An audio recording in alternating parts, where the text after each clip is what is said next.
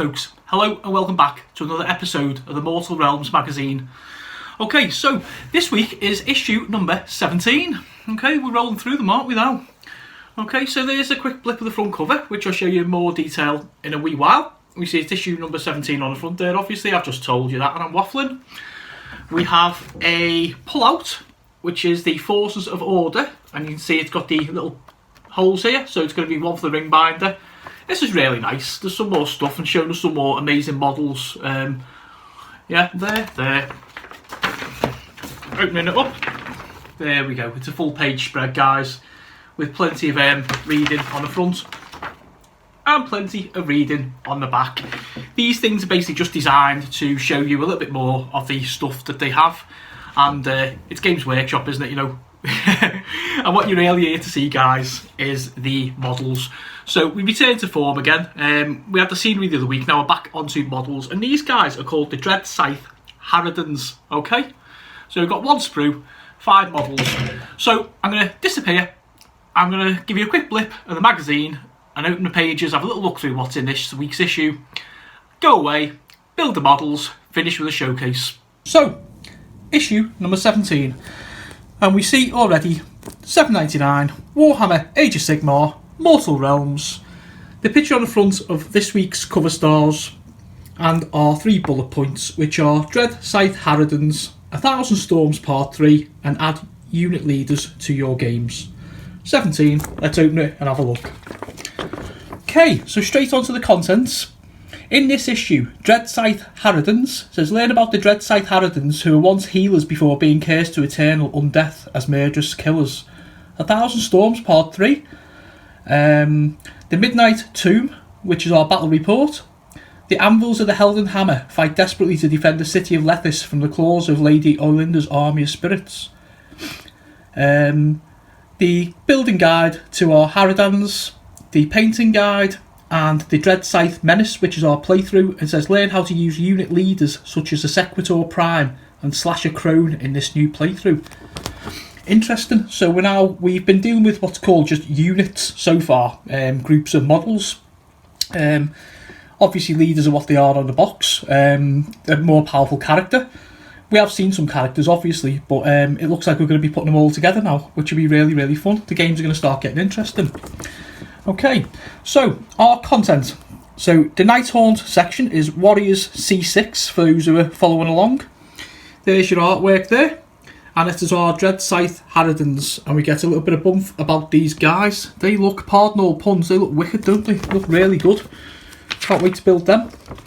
And we have a picture of them there, what they're going to look like.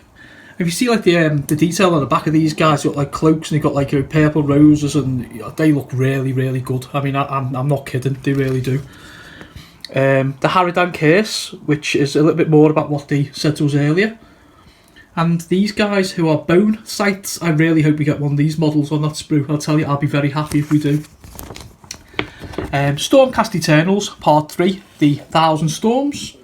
So, as you know, guys, this is a weekly magazine and we're just building up into a little binder. You can see the holes there, which we just open these magazines up, take them apart, and stick them on our binders, or as those who've been watching a while know, they normally come apart in my hands. Okay, so we just go through there, the Rise of the God Beasts, Erect Draconis, the Nexus Wars, Seeds of Hope, the opening of the Sky Bridges, and more interesting stuff there, guys. More of our fluff.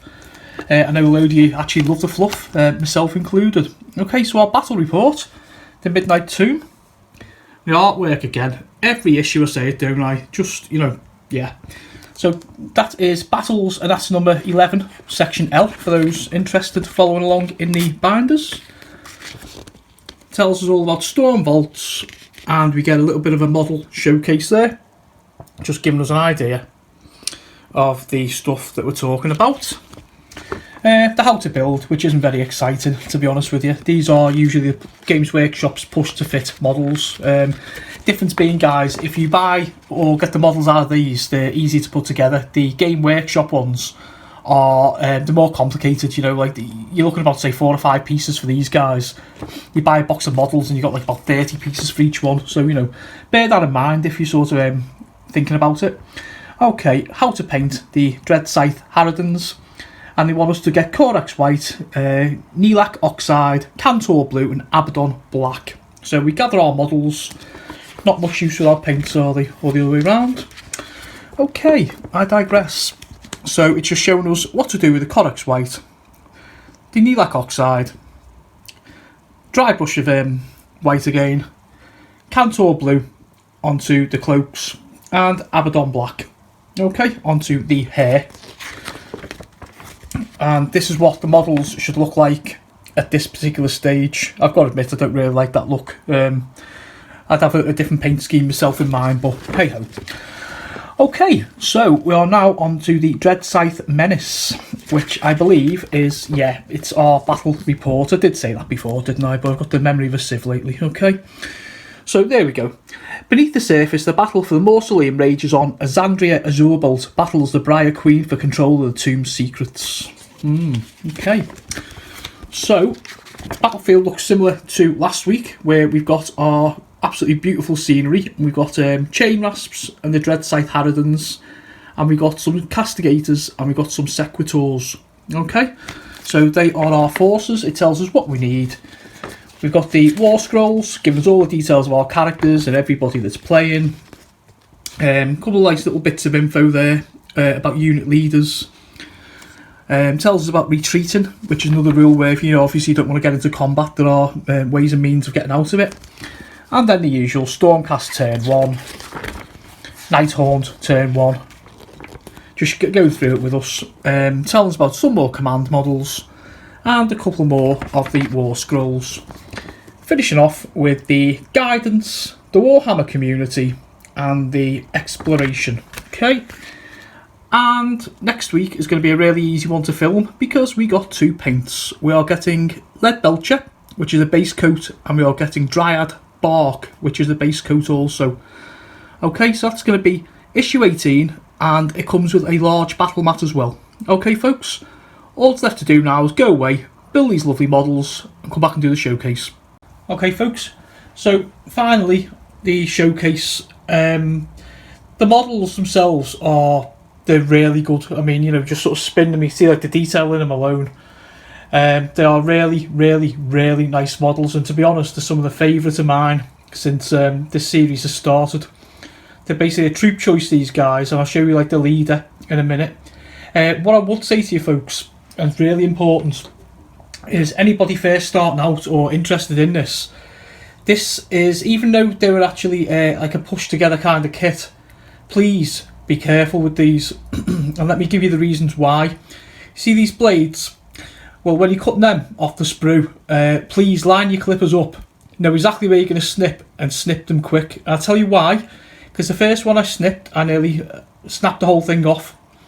They're extremely delicate around, and like these arms as well, another one, they're very, very flimsy. So even though we get an absolutely fantastic posed model, there is a price to pay.